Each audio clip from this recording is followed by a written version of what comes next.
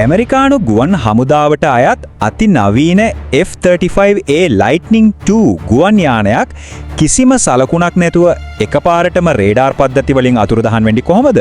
මේක පිටිපස තියෙන ඇත්තම කතාව මොකක්ද කියන එකයි අද අපි හොයාලා බලන්නේ. මේ යානය ඇත්තටම අනතුරකට ලක් වුණාද නැත්නම් මේක වෙනමම මෙහෙයුමක්ද? ඉරාන රාජ්‍ය මාධ්‍ය සහ එයාලට හිතවත් පාර්ශවයන් ලොකු කතාවක් කියන්න පටන් ගත්තා.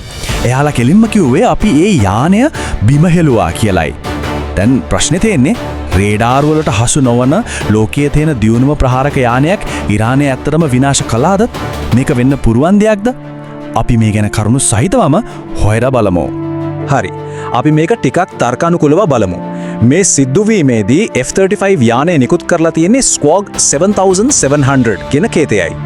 ගුවන් සේවයේදී මේ කේතේ පාවිච්චි කරන්නේ යානයක මොකක් හරි කාර්මික දෝෂයක් ඇවිත් වහාම කිසිව බාධාවකින් තොරව ගොඩබෑමක් අවශ්‍ය වුණාම. දැන් හිතලා බලන්න. සතුරු ප්‍රහාරයකට ලක් වෙලා හානි වුණු යුද යානයක් Taman ඉන්න තැන මුළු ගල්ෆ් කලාපයටම බලා ගන්න පුළුවන් විදිහට මේ වගේ සාමාන්‍ය හදිසි කේතයක් නිකුත් කරයිද? ඒක යුද ගුවන් නියමවන්ගේ ක්‍රියාපටිපාටියට සම්පූර්ණයෙන්ම විරුද්ධයි නේද? එහෙනම් මතුවෙන ඊළඟ ප්‍රශ්නේ මේකයි. ඇයි මේ F-35 යානය එහෙම හදිසි කේතයක් නිකුත් කළේ?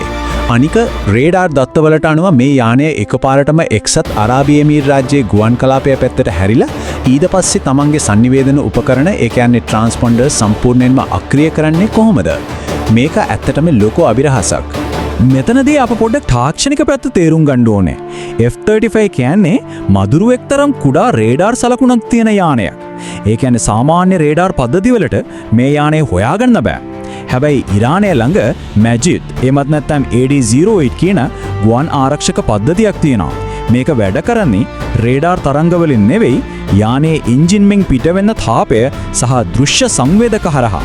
ඉතින් පහළ අහසේ පියාසර කරනකොට ස්ටෙල්ත් තාක්ෂණය කොච්චර තිබුණත් මේ වගේ තාප සංවේදකවලට අහු වෙන්න තියෙන ඉඩකඩ ඕනෑම යානයකට තියෙනවා. එතකොට මේ මජිද් AD-Astro අති පද්ධතිය එතරම් කොච්චර භයානකද? ඒකේ තියෙන සුවිශේෂී හැකියාවන් මොනවාද? මෙහෙමයි මේක කිටි දුර මිසයිල පද්ධතියක්. නාවික සැතපුම් 5 ඉඳන් 7ක් දක්වා දුරකට වගේම අඩි 18000ක උපරිම උසකට ප්‍රහාර එල්ල කරන්න මේක පුරුදන්. මේකේ තියෙන භයානකම දේ තමයි මේ පද්ධතිය සවි කරලා තියෙන්නේ අරස් 2 කියන කුඩා ජංගම රථ මත වීම. ඒ නිසා ඕනෑම කඳු මුදුනකට අරගෙන ගිහින් ශිනිකව ප්‍රහාර එල්ල කරන්න යනට පුළුවන්. අනික මේකෙන් රේඩාර් තරංග නිකුත් වෙන්නේ නැති නිසා මිසයිලයක් තමන්ගේ පැත්තට එනවා කියලා ගුවන් නියමුවට කලින්ම දැනගන්න කිසිම ක්‍රමයක් නැහැ. ලෝකයේ තියෙන දියුණුම තාක්ෂණය මේ වගේ සැඟවුණු අවම තාක්ෂණික යුද උපක්‍රම එක්ක ගැටෙනකොට ඇතිවෙන තත්ත්වය ඇත්තටම හිතා ගන්නත් බැරි තරම් භයානකයි.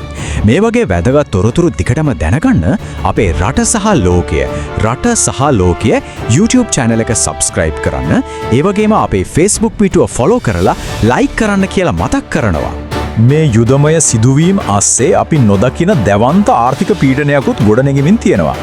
USS Abraham Lincoln සහ H.W. Bush කියන ඇමරිකානු ගුවන් යාන ප්‍රවාහක නෞක කණ්ඩායම් මේ වෙද්දිත් කලාපයේ සම්පූර්ණයෙන්ම අවහිර කරලායි තියෙන්නේ. බැරල් මිලියන 166කට අධික තෙල් අරගෙන යන නව් 70කට වැඩි ප්‍රමාණයක් මේ වෙනකොට අවහිර වෙලා. මේකේ ප්‍රතිඵලයක් විදියට ඉරානයේ තෙල් ගබඩා තව දින 40ක් වගේ කෙටි කාලයකින් සම්පූර්ණයෙන්ම හිස් වෙලා යන්න පුළුවන්. ඒ මදිවට ඩොලර් බිලියන ගණනක යුද වන්දි ඉල්ලන නිසා සටන් විරාම සාකච්ඡාත් දැන් සම්පූර්ණයෙන්ම බිඳ වැටිලායි තියෙන්නේ. හැබැයි මේ තත්ත්වය පාලනය කරන එකේ ඇමරිකාව ප්‍රමුඛ මිත්‍ර පාර්ශවයන්ට වුණත් ඒ තරම් ලේසි වෙන්නේ නෑ නේද? හිතලා බලන්න ඉරානය පාවිච්චි කරන්නේ ඩොලර් 30,000ක් වගේ බොහොම අඩු මුදලකට හදපු ඩ්‍රෝන් යානා. හැබැයි ඒවා විනාශ කරන්න ඇමරිකාවට සිද්ධ වෙලා තියෙනවා ඩොලර් ලක්ෂ 5ක AIM-9X මිසයිලයක් හරි ඩොලර් මිලියනයක් වටින AMRAM මිසයිලයක් හරි පාවිච්චි කරන්න. මේ වගේ අතිවිශාල වියදමක් දිගටම දරාගන්නේ කොහොමද කියන එක ලොකු ප්‍රශ්නයක්. අන්න ඒ ප්‍රශ්නයට උත්තරයක් විදිහට තමයි ඇමරිකානු යුද හමුදාව මේ සතියේ අලුත්ම යුද තාක්ෂණයක් එළියට දැම්මේ. ඒක තමයි වාහන මත සවි කරපු අධිබලය ඇති ලේසර් අවි පද්ධතිය. මේක තියෙන විශේෂත්වය ඇහුවොත් කවුරුත් පුදුම වෙයි. මේකෙන් එක් ඩ්‍රෝන යානයක් විනාශ කරන්න යන වියදම ඩොලර් එකකටත් වඩා අඩුයි. විදුලිය වේගෙන් රීලෝඩ් වෙන මේ ලේසර් තාක්ෂණය නිසා ඩ්‍රෝන යුද කලාපයේ මුළු ආර්ථික සමීකරණයම සම්පූර්ණයෙන්ම කණපිට පෙරලන්න ඇමරිකාව දැන් සමත් වෙලා තියෙනවා. මේ අතරේ මේ ගැටුමේ ගෝලීය බලපෑම තවත් පුරුල් වෙනවා කියලා අපිට පේනවා. ප්‍රංශය එයාලට තියෙන එකම ගුවන් යාන ප්‍රවාහක නෞකාව වෙන FS චාල්ස් ඩි ගෝල් මේ විදිහට රතු මුහුද දිහාවට යොදවලා ඉවරයි. අනිත් පැත්තෙන් ඇමරිකාව මැද පෙරදිග කාර්යබහුල වෙලා ඉන්න මේ වෙලාවේ චීනය ඒකෙන් උපරිම ප්‍රයෝජන ගන්නවා. එයාලා පිලිපින මුහුදේ පැවැත්වෙන ඇමරිකානු නාවික අභ්‍යාස අසලටම ඔත්තු බලන්න නැවයවලා ඒ දේවල් ඉතාමත් සූක්ෂමව නිරීක්ෂණය කරමින් ඉන්නවා. යුධෝපක්‍රමවල සිවුමාන චෙස් ක්‍රීඩාව. එහෙමත් නැත්නම් 4D චෙස් ස්ට්‍රැටජි කියලා කියන්නේ මේකට තමයි. අපි මුලින්ම කතා කරපු F-35 යානය ඇත්තටම සතුරු ප්‍රහාරයකට ලක්ුණාට වඩා ගොඩක් දුරට වෙන්නේ නැත්තේ ඉරානයේ නූර් 82 වෙරළබඩ මිසයිල් පද්ධති සහ වේගවත් ප්‍රහාරක බෝට්ටු තින තැන්ගන රහස්‍යකතව ඔත්තු බලපු එකයි. මේ දත්ත ඔක්කොම එකතු කරගත්තට පස්සේ B-52 බෝම්බ හෙළන යානා සහ F-15E යානා පාවිච්චි කරලා පොළව යටට කිඳා බැහැලා පුපුරන GBU-72 බෝම්බ වලින් ඉරානයේ ප්‍රධාන විධාන සහ පාලන මධ්‍යස්ථාන මුළු මිනින්ම විනාශ කරලා දාන එක තමයි ඇමරිකාවේ මීළඟ පියවර වෙන්න පුළුවන්. ඇත්තම මේක හිතාගන්නවත් බැරි තරම් බිහිසුණු තත්ත්වයක්. එක පැත්තකින් ඊරානයේ පස්සට යන පාටක් පේන්නම නැහැ. අනිත් පැත්තෙන් ඇමරිකාව සහ මිත්‍ර පාර්ශවයන් එයාලගේ පීඩනය උපරිමයටම රැඩි කරමින් ඉන්නවා. එහෙනම් මේ තාක්ෂණික චෙස් ක්‍රීඩාව අවසන් මොහොතේ සටන් විරාමයකින් ඉවර වෙයිද?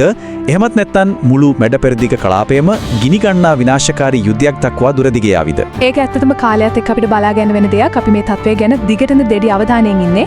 ඉතින් මේ වගේම තවත් කාලීන සහ ගැඹුරු විග්‍රහයකින් අපි නැවතත් හමු වෙමු. මේ ගැටුම ගැන හිතන දේ පහලින් කමෙන්ට් කරන්න තමතක් කරන්න එපා. අදට අපි සමුගන්නවා.